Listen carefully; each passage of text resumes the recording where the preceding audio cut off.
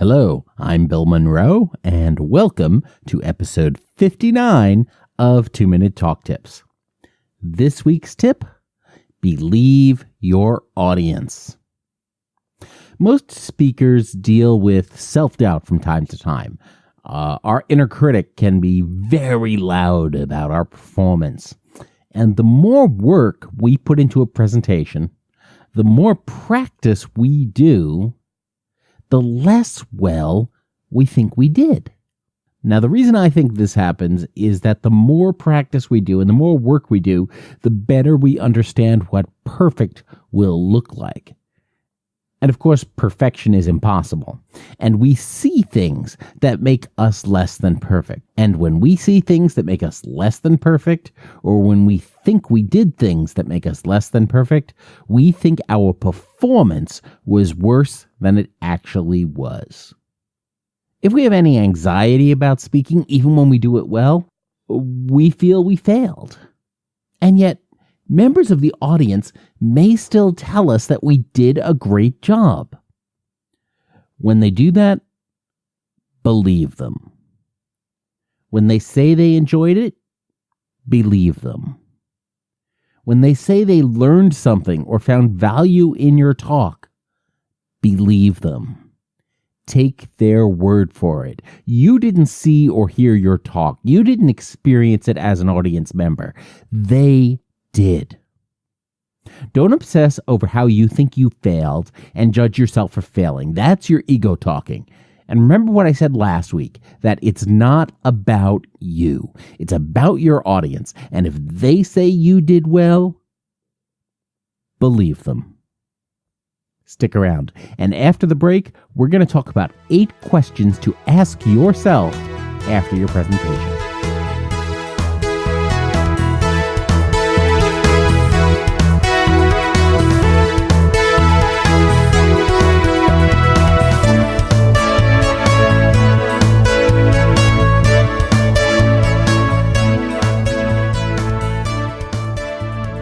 Welcome back.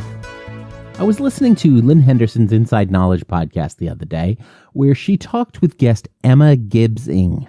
On this podcast about resilience, Emma said, there are stories we tell ourselves that keep us small. One example she gave was that if you had a bad experience presenting or speaking in front of a group, you might tell yourself a story that, based on that experience, you're no good at it. And that story will prevent you from pursuing it in the future or taking an opportunity to present in the future. And that got me thinking about a number of things for today's episode. A lot of times we're tempted to ask ourselves, was I good? And that's the wrong question. It can lead to excessive self-doubt and the crafting of stories that keep you small. Plus, again, it's not about you. It's about your audience. Now, I'm not saying you shouldn't look back at your presentation. Far from it. Evaluation of your talk is still important. So what should you ask instead? Start with these 8 questions that are going to give you actionable data that can help you become more effective with each speech, that can help you, instead of getting best, to get better. 1. How was the timing? 2. What were the audience questions? 3. Which demonstrations or visual aids worked and which ones didn't? 4. How did my jokes go over? 5. How well did the presentation flow? 6. What did people say? 7. What follow-up items do I have? And 8. Did I accomplish my goal? Now, we're going to talk about each of those 8 questions, but if you want to see the whole list, you can just head on over to 2minutetalktips.com/8 questions. So why do I like these questions? Well, answering them consistently, speech after speech, talk after talk, helps you to always get better. So let's start with the first one. How was the timing? While you likely, or hopefully, practiced the speech to get the timing right, how accurate was your prediction? Did you end up running long and having to cut stuff at the last minute? Or did you end early and have extra time you could have done more with? Why did that happen? Was there a particular section that took longer, either because you underestimated how much that you had to say or how long a particular demo would take? Maybe the audience asked a lot more or a lot fewer questions than you anticipated. So go ahead and take all of this data, all of this interpretation of the timing and the pacing of your speech, and make adjustments if you're going to be giving this talk again. If it's a one-shot and you're not giving the same talk again, how does this timing data influence your estimate of the length of future talks? Are you consistently underestimating or overestimating how much time you are going to need? Take that data and figure out what you can do with it in the future. The second major question to ask yourself is, what were the questions? You may be sensing a theme here. I am a big fan of questions because questions are powerful things. When you ask questions of others, you can get a lot of information. When people ask questions of you, especially when they ask them while you're speaking, you can learn an awful lot. You can learn a lot more about the priorities of those audience members because they're going to ask questions about things that they care about. They're not going to ask about things they don't care about. The questions they ask can also reveal assumptions they have about your particular topic, about a subtle nuance of your particular topic, or about how the world works in general. Those questions will also tell you about things that are unclear, things that the audience is a little foggy about after your talk or during your talk. If you're not clear about explaining something, you may learn that from the questions the audience members ask about it. You'll also learn more about just how much the audience knows about your topic. Is your audience asking you very basic and fundamental questions that you kind of skipped over because you assumed they already knew it? Or are they asking you much more advanced and sophisticated questions that indicate to you you could probably skip some of the basics and fundamentals? All of these different questions tell you something, and they tell you something about the person asking that question. Whether or not you can extrapolate from the one person asking that question to the rest of your audience is going to vary based on the other things the audience members ask and what you know about the audience. And remember, when somebody asks you a question during your talk, if you think it might be a common question in the audience, you can go ahead and say to the audience, hey, does anybody else have that same question? And ask for a show of hands, which will really give you a sense of the scale of what's happening. But the reason you want to capture all of these questions after your talk is so you can start figuring out how you can preemptively address them, or even figure out if you should preemptively address them.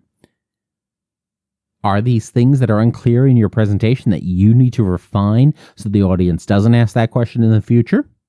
Or do people generally ask a question at just the right time that it gives you an awesome transition into your next point? The thing is, what can you learn from these questions over time? Are there consistent ones that you see every time you talk about this topic? And what can you then do with that information? The third major question you should ask yourself after each talk is, what demonstrations or visual aids worked and which ones didn't?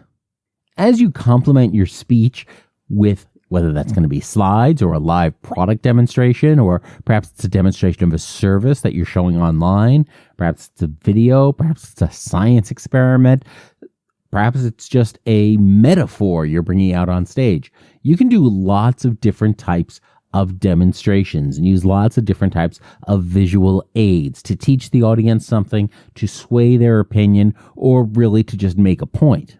But those demonstrations don't always work. They don't always land and have the impact that you want. And if they don't have that impact, why don't they have the impact? Does the demonstration miss the point? Or did the audience miss the point of the demonstration? Was it just too complicated for you to execute? A lot of things that seem simple to do when you're brainstorming them or working at your desk and planning it out, once you get up on stage in front of a live audience, suddenly it can be too complicated to do all of those individual steps. Or was your demonstration too complicated to understand?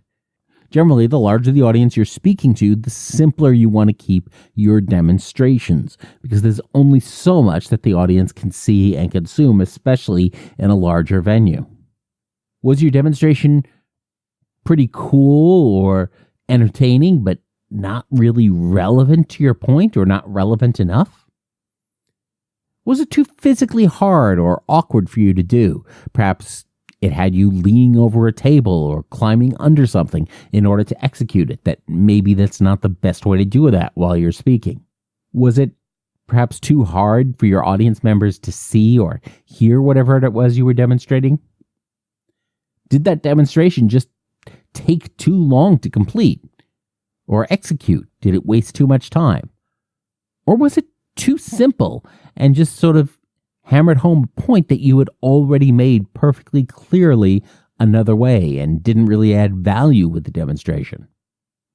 Or was your demonstration too unreliable due to technology? Perhaps it's a product that didn't work as you planned, or perhaps it required an internet connection which proved to be unstable. There are lots of different ways that demonstrations and other visual aids can go wrong. As you do that analysis, think, how can you address this for the next time? The fourth major question to ask yourself is, how did your jokes land? Now, this is a tricky one because you don't need jokes. If you're not comfortable and skilled with humor, please don't try to force it. That can only end in disaster. If you do use jokes, however, ask yourself, did they work? Which ones worked and why? Which ones did not work and why didn't they work? There are lots of reasons why a joke might not work. It could be that your timing is off. It could be your audience didn't even realize you were telling a joke. Maybe they didn't understand it. Or maybe you were relying on puns that don't translate well to a different language or to audience members who are not native speakers of your language. Perhaps the context was unfortunate. Maybe the audience members just all received a whole bunch of bad news earlier in the day, and they're not really in a very humorous place. Hopefully your joke was not inappropriate or unprofessional. Your joke could also fail simply because it was cliched or hackneyed and something everybody's already heard before. For the next time you give that talk or a similar talk, what can you do to fix that problem? Can you fix those jokes by practicing more or tweaking the timing or trying them out on other folks? Or is it going to be better off to just remove it? In general, I think if you have a joke that doesn't work, you're probably better off just cutting it. If it did work, is there some way you can enhance that or to expand on it even further, or maybe call back to it at a different point in your presentation? There are lots of things that you can do, but before you do them, you first have to figure out, did those jokes land? The next major question to ask yourself is, how did the presentation flow?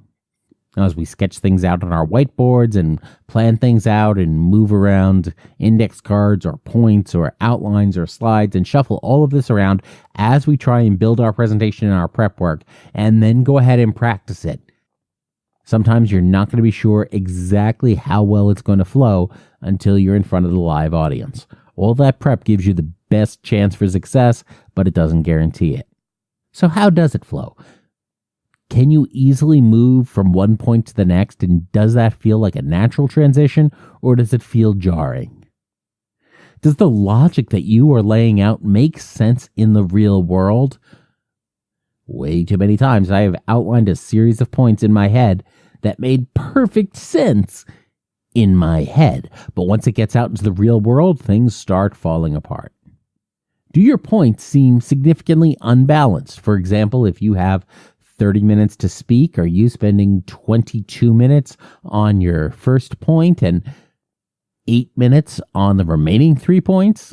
That's probably unbalanced, and you probably need to look at how that's being structured. How are your transitions or segues? When you move from one topic to the next, does your audience go along with you? Does it make sense? Does the language even flow from one point to the next? How does one point relate to the next one? if the flow is off, if things don't connect from one point to the next, think about how can you fix that? The sixth major question to ask yourself is, what did people say? What feedback did they give you? Of course, as I talked about at the beginning of this episode, believe them when they give you that feedback. Go beyond that, though. Go ahead and make notes of that feedback. You may hear feedback on both your performance and your content. How can you use these comments to improve your effectiveness? Another thing to capture from audience members is, what stories do they tell you? After a talk, do they come up and tell you, oh yeah, this reminded me of something that happened like this? When they do that, can you use those stories or quotes in a future talk? Way back in episode 25 of 2-Minute Talk Tips, back in August of last year, I told a story about a salesperson and a customer and the importance of getting a backlit keyboard on a laptop. Now, that was a story that I actually got from that salesperson. He told it to me after he had heard me giving a presentation talking about features and benefits. And he came up to me afterwards and told me that story. And it was a very powerful story. And so I continued to tell it when I talked about storytelling or features and benefits and a number of different topics. But that's all because I captured that story from him after that presentation. Next major question to ask is, what follow-up items do you have? Did you make any commitments during your talk? For example, did you say you would send out the slides? Or that you would get more information to answer a question that somebody asked that you did not have the answer to? Perhaps you said you would make certain changes to a plan or a slide based on the feedback you got during that talk. Go ahead and make sure that you capture all of those things that you committed to, because honoring those commitments that you made is going to have a huge impact on how the audience views your credibility. So after your presentation, go ahead and write down all of those commitments as soon as possible so you don't forget them, and then execute on them. And that brings us to number 8, the most important question to ask yourself after your presentation. And that's, did you accomplish your goal? Now, sometimes you won't know immediately, and this needs to be a part of your follow-up down the road. Of course, if you didn't have a goal to begin with, that means the whole thing was a waste of time. If you had a goal and then you didn't achieve it, well, then that's a problem too. And you need to think about how you can fix that in the future. And the other questions we already talked about may give you some clues about how you can fix that in the future so you can more effectively achieve your goal.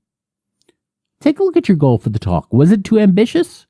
Or was it not ambitious enough? Was it mismatched to your audience? For example, were you trying to get your audience members to commit to changing their managerial behavior and there were no managers in the audience? What can you do differently next time? And of course, if you did accomplish your goal, that is fantastic. Take some time to celebrate. These 8 questions and these evaluations are a great way to evaluate a presentation. Of course, it's not a comprehensive list. You may have more questions that you need to ask after your presentation. You can absolutely add more to your evaluation process. The real power in doing this comes from doing it every time and keeping a record of each speech. You can record this information on a form or in a spreadsheet. You could paint it on the wall of your office or whatever. As the weeks and months go by and the reports pile up, what common themes do you see coming up again and again? That's where you should focus. You can even go ahead and take that list of common themes, maybe it's 2 or 3, and turn that into a professional development plan to groom you for more success in the future. And that's it for this week. So after your next talk, ask yourself at least these 8 questions. How was the timing? What were the questions the audience asked? What demonstrations or visual aids worked and which ones didn't? How did my jokes go over? How well did the presentation flow? What did people say? What follow-up items do I have? And did I accomplish my goal? What other questions help you to evaluate your talks? Go ahead and let us know in the comments for episode 59 over at 2minutetalktips.com/8questions. Be sure to share this episode with a friend or colleague who also conducts presentations. Believe your audience when they say they like you. And, as always, don't get best. Get better. I'm Bill Monroe. Thanks a lot for listening, and I'll talk to you next week.